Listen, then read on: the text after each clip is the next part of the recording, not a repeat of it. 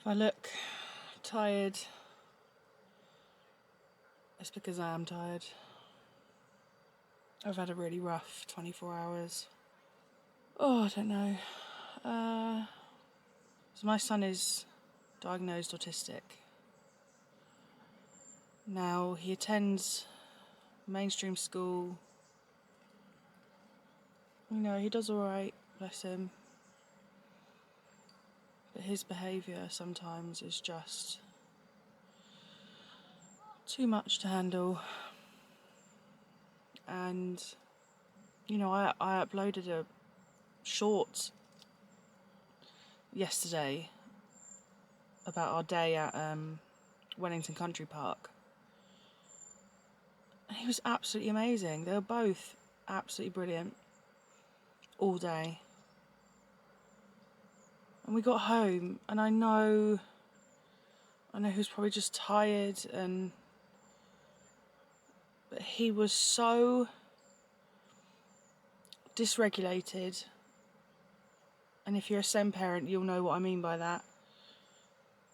He was just horrible. And I couldn't for the life of me work out what he needed. You know, they always say behaviour is a need, is a need that is not being fulfilled. And I do get that, but also when you've tried all day, you know, I could not for the life of me work out what was wrong. It was just so awful, honestly. I was so upset. And he was upset as well, which then makes me more upset. And then makes me feel guilty. Oh, it's just really hard. And then today I've had both boys on my own, which was the plan, that was fine. But again, their behaviour has just been... Usually a good night's sleep settles it a little bit, but not today. I've just been absolutely at the end, at my wit's end today. And I texted my husband, I said, "You've got to come home. I need a break. I can't do this." Yeah, I don't know. Just... I think I just feel really burnt out already. Like, this is the first summer holiday that I've worked part-time, but worked through, because usually I'm term time. I have been for many years, and that was never good for me and my mental health, having those big breaks in between work. But it has been good, but I think at least when I stopped working for the summer, I knew I didn't have to worry about work until sort of the last week of the summer, whereas now I'm trying to juggle everything. And work is great, I love my job, but I'm still recovering from the cancer surgery. I just feel so stressed and exhausted, and I'm either not sleeping or I'm sleeping and not feeling refreshed at all. I've just had to come to the beach for a bit and just sit and watch, because I had to get out. And the boys are okay, they're with their dad, they're fine, they were calm. But I just, you know, when you need, like, some time to yourself, I thought, oh, where do I come where have I always come when I've needed a break? And that is the beach. Something about the water, don't know. And the trees and the birds, if you can hear them. Yeah, so it's just a lot. I can't Yeah, I know he's probably really tired. I feel like I can't predict anything. Like, there are certain things I know for sure will trigger certain behaviours in my children, and we try and avoid them or try and prep them as much as possible. But it was just, oh right, I'm going to run your bath now. That was it. That was it.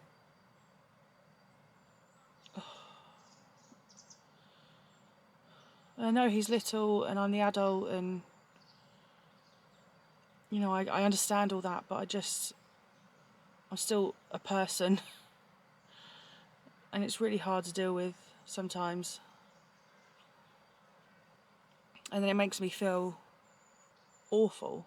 I just feel worse, like with my own mental health, and you know that I've worked really hard on that, you know, and with my mental health issues and stuff, and I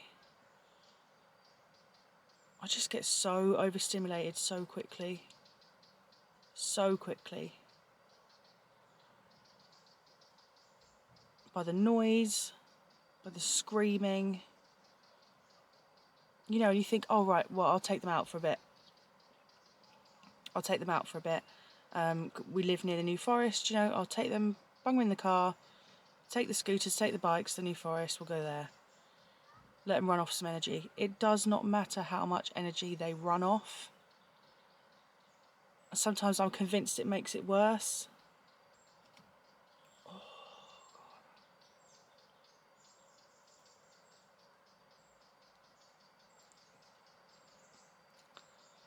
Because then they're like overtired. I don't know. I find that unpredictability so difficult to manage with SEN children, and being a SEN parent is really lonely at times, and I've by no means got it the worst. You know, I see there are parents out there, I've worked with families that have got it a lot worse than I, but this is just my experience, and I try my best. I'm really trying. But my fear is that, you know, they're going to get older and, you know, they're going to say, oh, you didn't try hard enough, or, you know, you were so angry and you were so upset all the time, and I'm really trying not to be. I'm really trying to work on that. Just staying calm, and when you've got little people in your face, and I mean in your face all the time, you know, being aggressive or being screaming and shouting at you, I mean, I just needed a break. You know, my family, my husband's side of the family, we're very open about having children with additional needs, and because we all sort of do, and being SEN parents, we're all very positive about it, and the kids are very open, they know where they stand, they know it's something to be proud of, and I'm totally for that, but I also find a lot of what SEN parenting is not preparing children for the real world. I know that sounds really cruel because they're like 4 and 9, but like my 9-year-old, he goes to secondary school in 2 years, and I won't be able to protect him like I do now. And I don't mean smother him like, you know, like helicopter parenting. I just mean he's just going to have access to so much stuff and be more vulnerable, I feel, anyway. And that scares the life out of me. And yeah, I don't know. I try to, also with him being a boy, you know, I try to support him to control his emotions. You know, I'm saying to him, you know, you're angry. I understand you're angry about these things, but it's nobody else's problem but yours. And you have to figure out a way to manage your emotions. And I am here to help you as your mum. And your dad is here as well. And your family are here to help you manage those things and those feelings. But he just finds it so tricky. And I feel like I'm running out of time to prepare him for the real world, where people are not going to be SEN friendly, and, you know, workplaces are not going to be, you know, like it is at primary school and at home, and safe. And, you know, he's not going to be 28 getting angry at work and people saying, it's all right, I'm going to give you 20 minutes to calm down, and then we'll have a little chat about it. It's not going to happen. And that's what terrifies me, because I want him to be able to manage himself better. And I just feel like I'm getting nowhere. And I don't know what I'm doing wrong. Obviously, I'm doing something wrong because it's not working. And I'm, you know, rack my brain every day thinking about what I can do for him to make things easier for him, or to support him as he gets older. And I don't know. Yeah, so there's that. I was gonna make a little video for this week about my cancer results that I had come through, which were good results. Basically it's all gone, so I'm living life now, just getting on with life, and I will have scans every 6 months for the next 5 years, just to double check. And the report said they are hopeful for a full recovery, or I can't remember the wording now. But yeah, I just so is that. But I feel like it's a bit of a blur. I don't know, because I only found the mass in sort of October, November time last year, and now it's July, and it's over. But I feel like I haven't had time to process anything. Like, it's all been quite quick. Like, my brain can't catch up with anything. And then when I'm feeling like this, my brain just always goes to where it always goes to, which is missing my baby. My first baby. I feel like everyone's forgotten. My first pregnancy. We got pregnant quite quickly, and I was so happy. So happy. And I've always said ever since then, that was the last time that I felt truly cloud nine happy. Like, blissfully happy. And I was pregnant. I knew I was pregnant for 5 weeks. And that was the best 5 weeks of my life. Honestly.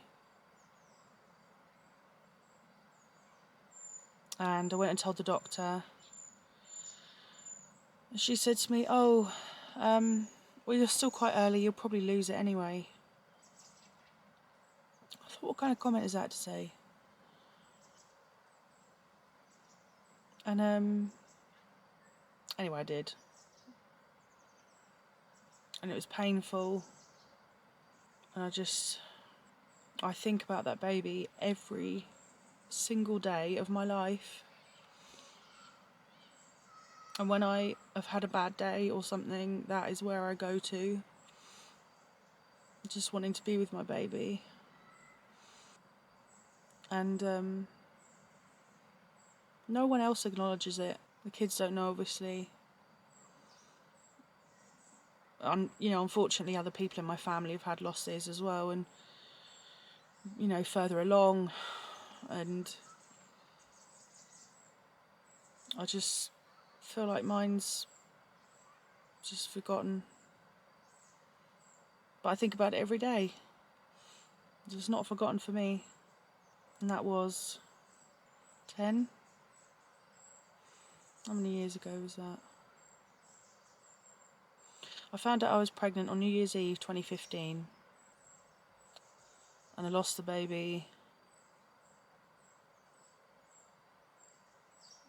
in February.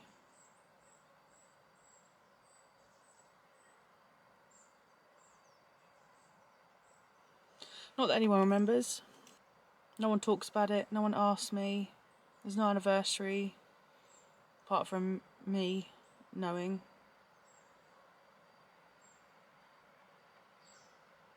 And I see other dads online talking about how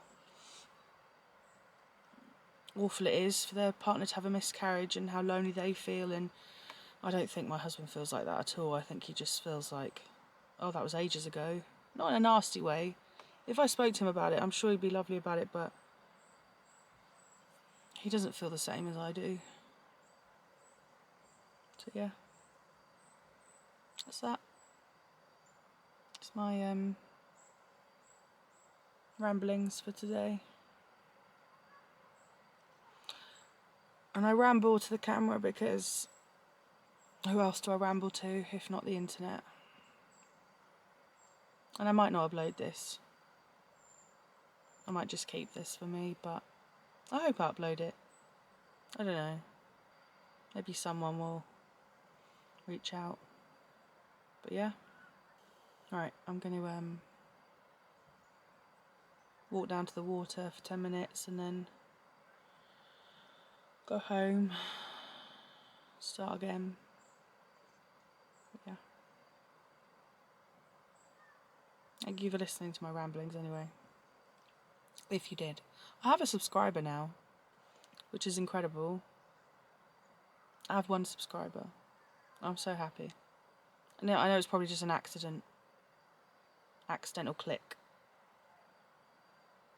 But I'm happy to be the accidental click. Anyway. Thank you. And I will see you when I see you.